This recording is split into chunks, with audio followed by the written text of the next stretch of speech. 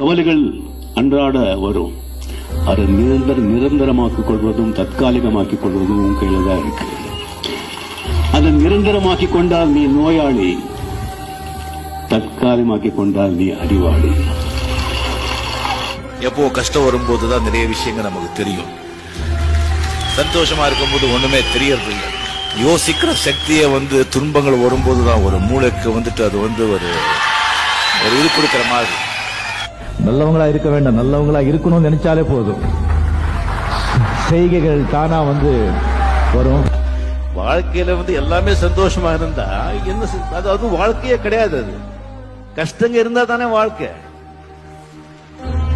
இன்பத்தையே நினைச்சிட்டு போயிட்டு இருந்தா அது வாழ்க்கையே கிடையாது, கசந்துடும்.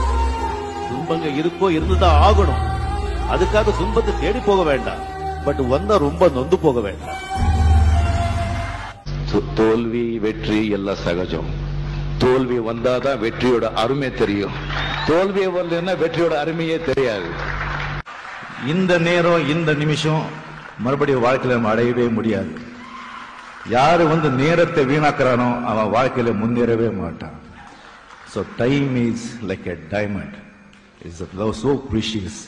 அதை கரெக்டா யார் யூஸ் பண்றாங்களோ அப்போ அவங்க வாழ்க்கையே நல்லா இருக்கும். எல்லாமே